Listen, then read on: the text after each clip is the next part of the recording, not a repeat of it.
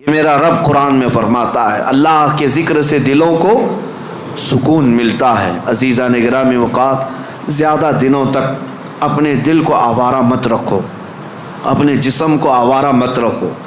مسجدوں میں آ جایا کرو، جمعہ میں بھی اس وقت تم پہنچتے ہو جب رکعت باندھ رہے ہوتے امام، تھوڑی دیر پہلے آ جایا کرو مسجدوں میں۔ خطبہ عربی میں سنتے ہیں تو دل پر وہ بات لگتی جاتی ہے، اگرچہ تمہیں سمجھ میں نہیں آتی لیکن میل دھلتا جاتا ہے۔ جمعہ میں بھی تاخیر سے آتے ہو اور پھر سلام پھیرنے کے بعد بھاگ جاتے ہو، تھوڑی دیر کھڑے ہو جاؤ، میرے مصطفیٰ کی بارگاہ میں سلام تو پیش کر لو۔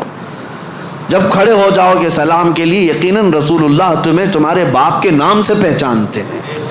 تمہاری طرف سے سلام آ رہا ہے تو کیا میرے مصطفیٰ جواب نہیں دیں گے؟ ادھر سے اگر جواب آیا تمہارے سلام کا تو یقیناً تمہارے دل کی صفائی ہے اس میں۔ ان محفلوں سے کب تک تم بھاگتے رہو گے؟ مسجدوں میں کبھی وقت سے پہلے آ جاؤ۔ حضور پاک صلی اللہ علیہ وسلم نے ایک چیز بیان فرمائی، وہ میں آپ کے سامنے رکھتا ہوں۔ منافق اور مومن کی پہچاننے کا طریقہ کیا ہے؟ حضور فرماتے ہیں منافق مسجد میں سب سے لیٹ آتا ہے اور سب سے جلدی بھاگتا ہے، مسجد میں سب سے تاخیر سے آتا ہے اور سب سے جلدی بھاگ جاتا ہے۔ اسی لیے مجھے ڈر لگتا ہے، آپ کو بھی خوف ہونا چاہیے کہ منافقوں کی فہرست میں ہمارا نام نہ آ جائے۔ دیکھتے رہتے ہیں ابھی ٹائم ہے، ابھی ٹائم ہے، لاسٹ مومنٹ پر پہنچیں گے اور پھر ادھر ختم ہوتے ہی بہت سب سے پہلے بھاگیں گے۔ حدیث پاک میں ہے منافق کی علامت ہے۔ اور پھر دوسری علامت منافق کی کیا ہے؟ حضور فرماتے ہیں بازار میں بہت جلدی جاتا ہے اور بہت دیر کے بعد بازار سے نکلتا ہے،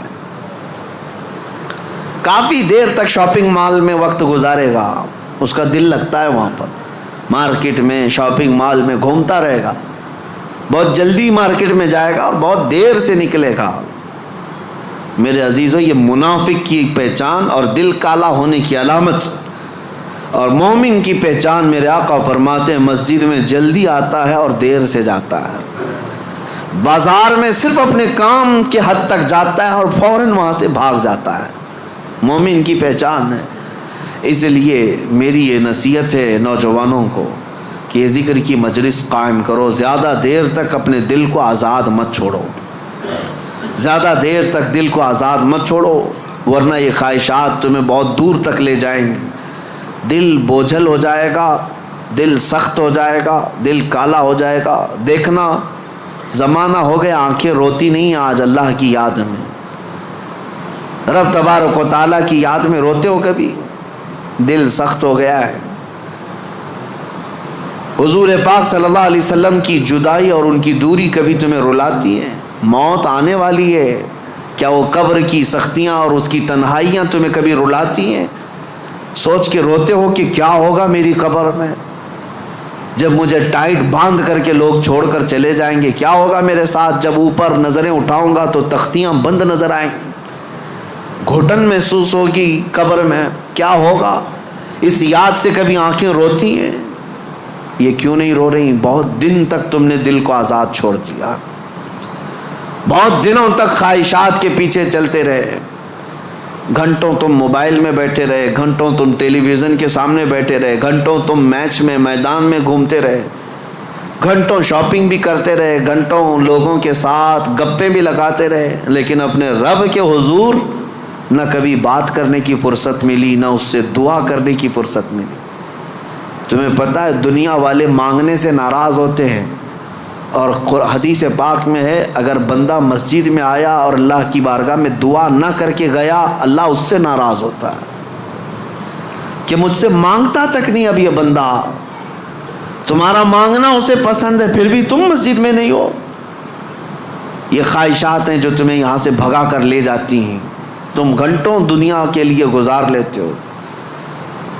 میرے عزیزو، بدل لو اس ذکر کی مجلس میں اللہ کی بارگاہ میں یہ دعا گو بھی ہوں کہ آج شاید اس سے قبل بھی یہاں پر ایک بار ذکر کی مجلس ہم سجائے تھے، بہت پہلے میں یہاں آیا تو ہوں، بیان ہوا ہے، ذکر کا مجھے یاد نہیں، اگر نہیں ہوئی تھی تو شاید یہ پہلی مجلس ہے، اور اللہ اس کو ہمیشہ قائم فرمائے۔ میں رہوں یا نہ رہوں، ذمہ داروں سے گزارش ہے کہ اس مجلس ذکر کو اس نیت سے قائم رکھو کہ ہزاروں دلوں کے سکون کا ذریعہ ہے، ہزاروں دلوں کے سکون کا ذریعہ ہے۔ میرے عزیزوں، بڑے بڑے کروڑ پتی لوگ آج آشرم جاتے ہیں، 2 دن 3 دن کی چھٹیاں لے کر اپنے پنڈتوں کے چپلوں میں بیٹھتے ہیں۔ وہ یہ چاہتے ہیں کہ دنیا کی ہمہ ہمی سے نکل کر کے کسی آشرم میں بیٹھے۔ ان کے دلوں کا قرار اور سکون کہاں ہے؟ کفر میں اور شرک میں۔ لیکن ایک حالت یہ ہے کہ تمہیں روز اللہ کریم سکون کے لیے یہاں بلاتا ہے، تم آتے نہیں، تو کم از کم اتنا تو کرو، ہفتے میں 1 مرتبہ اس طرح کی مجلسوں میں شریک ہو جائے۔